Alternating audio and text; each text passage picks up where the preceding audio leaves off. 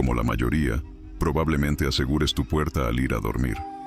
Es un acto comprensible, considerando la incertidumbre y peligros que pueden acechar en la oscuridad.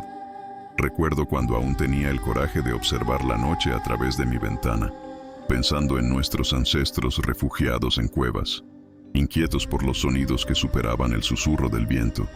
Para mí, el instinto más primordial del ser humano no es la colaboración, el tribalismo o la habilidad para usar herramientas, sino el miedo. Al igual que tú, cierro mi puerta con llave por las noches, un acto para excluir la oscuridad. Sin embargo, evito mirar hacia afuera. Si te atreves a observar a través de tus ventanas o la mirilla después del ocaso, lo cual no recomiendo, percibirás ciertos detalles. El primero es la calma, si tienes suerte. No debería haber nadie ni nada frente a tu hogar, aguardando el momento de atravesar esa frágil barrera y hacer lo que deseen contigo y los tuyos. Afortunadamente, esto rara vez sucede. Si tienes suerte, lo que sí notarás son las sombras, presentes en cualquier escenario, desde un pasillo de hotel hasta el césped de tu jardín. Normalmente, estas sombras son inofensivas. Un cambio en ellas o una sombra en un lugar inesperado podría ser la primera señal de peligro, pero la mayoría de las veces no prestamos suficiente atención para notarlo. Es natural, dadas las preocupaciones cotidianas, no dar importancia a detalles como las sombras alargadas de los árboles o una figura oscura junto al ascensor. Tras una mirada rápida al exterior, seguramente te sentirás seguro. No hay terrores inminentes en tu porche, ni figuras siniestras en el pasillo, ni amenazas detrás de tus ventanas, cerraduras o mirillas. Al menos, no que sepas. Si eres afortunado, habrá señales más evidentes de un cambio. De lo contrario, las sombras podrían ser tu única advertencia. Yo era uno de esos que tuvo señales sutiles de que algo andaba mal, pero las ignoré, como suele hacer la mayoría, hasta que fue irremediable. Ese verano, a mis 22 años, recién me había mudado a una casa de 2 pisos con Juan, Paul y Cassandra.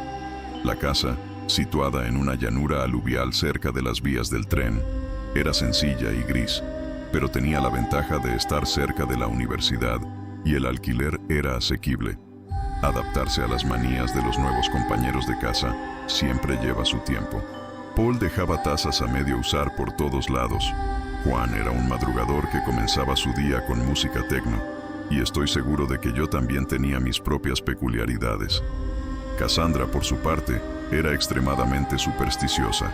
Evitaba escaleras y gatos negros como si fueran plagas, y si derramaba sal, siempre se echaba un poco por encima del hombro. Me preguntaba si tendría algún ritual similar para sus exámenes, pero preferí no indagar.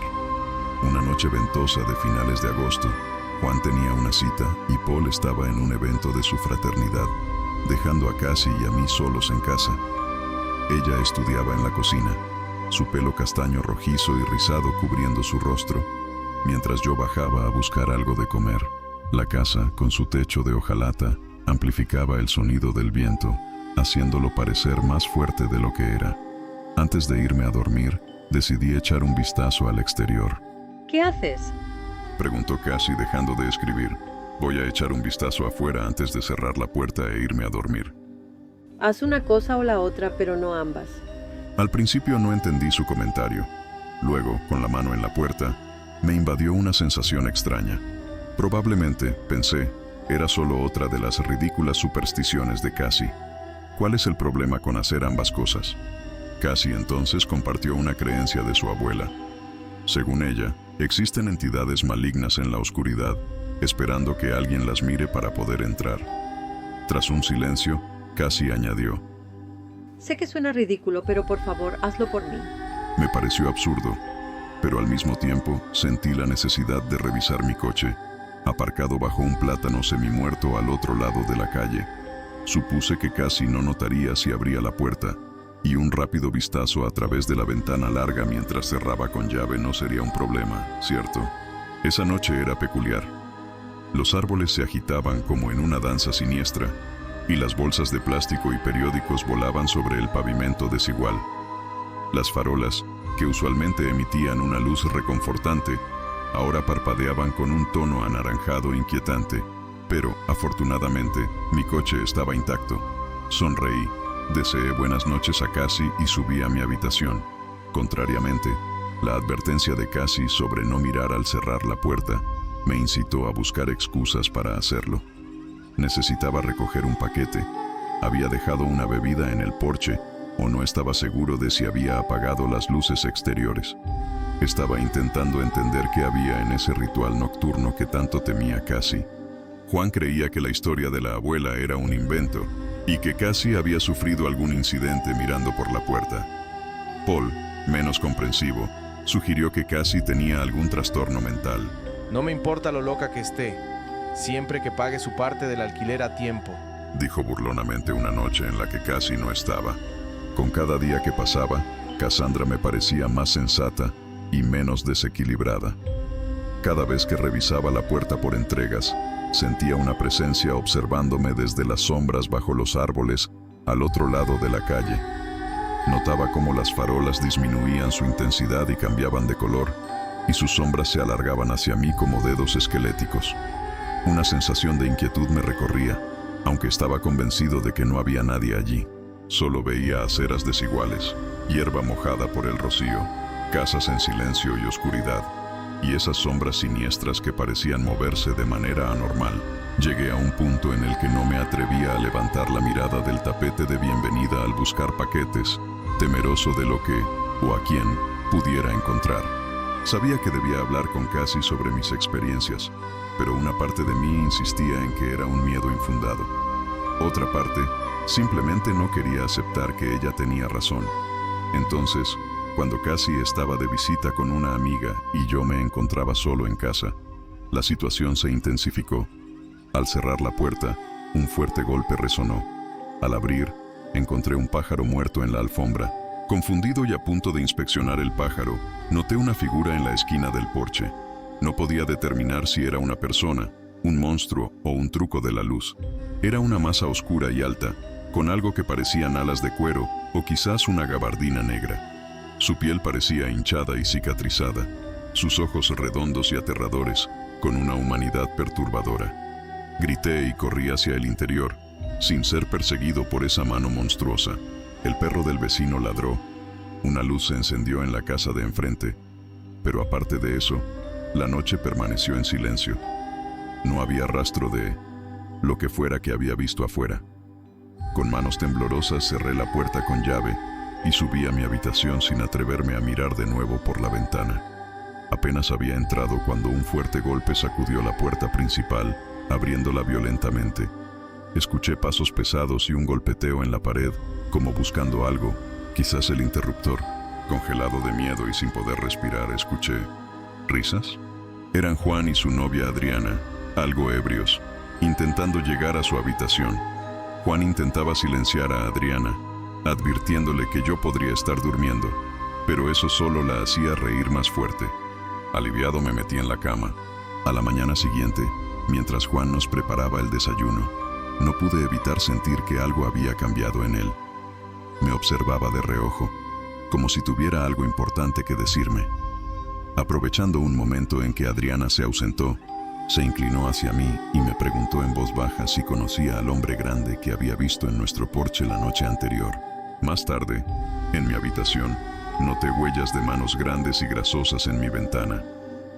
Esa noche hice todo lo contrario a lo que se supone debía hacer. Dejaba la luz del porche encendida y miraba compulsivamente por la ventana estrecha al lado de la puerta. No vi nada, absolutamente nada. Un trueno distante anunciaba una tormenta de verano. Paul estaba arriba con sus tareas de química y Juan se duchaba. Sentí una soledad abrumadora con la lluvia cayendo afuera. No había compartido con los demás lo que estaba sucediendo. Solo había mencionado de pasada a un personaje sospechoso merodeando por la casa, pero no entré en detalles. Cualquier explicación me hubiera servido, un acosador, una broma, incluso pensar que estaba perdiendo la razón, antes que aceptar la realidad de lo que estaba pasando. Miré una vez más por la ventana estrecha de la puerta. Era difícil ver algo entre la oscuridad y la lluvia. Espera. ¿Oscuridad? ¿Lluvia? ¿Qué había pasado con la luz del porche? Un ojo descomunal y terrorífico parpadeó hacia mí desde la ventana. Su rostro lo suficientemente grande para cubrirla completamente y obstruir la luz. Retrocedí aterrorizado, soltando un grito. Juan, apenas cubierto por una toalla alrededor de la cintura, y Paul, visiblemente molesto por la interrupción, acudieron corriendo. Balbuceé algo sobre alguien en el porche. Por supuesto, cuando Juan abrió la puerta con una mano apretando su toalla y la otra lista para enfrentar lo que fuera, no había nadie allí.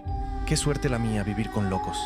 Se quejó Paul en voz baja, volviendo a su habitación con fastidio. Juan me lanzó una mirada preocupada antes de cerrar y asegurar la puerta. Todavía temblando, regresé a mi cuarto y me senté en la oscuridad, agarrando un bate de béisbol, lo más parecido a un arma que tenía.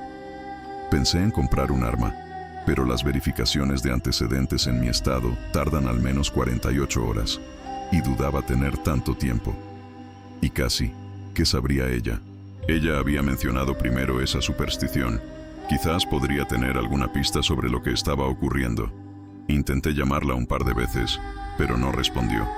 No me sorprendió. Seguramente estaría divirtiéndose con los amigos que visitaba. La lluvia arreciaba, golpeando con fuerza el techo metálico de nuestra casa alquilada. En otras circunstancias, ese sonido podría haber sido tranquilizador, pero ahora, la incapacidad de oír lo que sucedía en el resto de la casa me inquietaba aún más. Con las manos aún sobre el bate, me recosté en la cama, esperando inquieto lo que pudiera venir a continuación. El estridente sonido de mi teléfono me despertó abruptamente, haciéndome casi golpear mi rostro con el bate. Era casi. Respondí de inmediato. Hola, ¿llamaste? Escuché ruidos de fondo, voces y anuncios por megafonía. Estaba en algún medio de transporte público. Su voz sonaba distante, como eco en un túnel. Aunque dudo que comprendiera mi relato confuso sobre los sucesos extraños en nuestra casa, noté preocupación en su tono. Hubo un silencio lleno de ruidos de fondo. Lo siento. Si hemos llegado a este punto, ya es demasiado tarde. El timbre sonó abajo. Eran más de las 3 de la madrugada. ¿Quién podría estar visitándonos a esa hora? Oí a Juan moverse. Iba a abrir la puerta. Le dije a Cassie que tenía que colgar, pero ya era tarde. ¿Adriana? No podía ver, pero me imaginé la escena. Juan somnoliento y una figura oscura, parecida a su novia, empapada en la lluvia, de pie en nuestro porche iluminado solo por la luz de las farolas. Juan abrió la puerta justo cuando grité para advertirle. Instantes después, la puerta se cerró sola. A Juan nunca más lo vimos. Cassandra no regresó a la casa. Sus pocas posesiones no ofrecían pistas sobre quién era o de dónde venía. La universidad no colaboró en la búsqueda, alegando privacidad. Si no había indicios de problemas, su caso se archivaría junto con el de tantos estudiantes que abandonan sin previo aviso. La policía local mostró indiferencia ante la desaparición de Juan.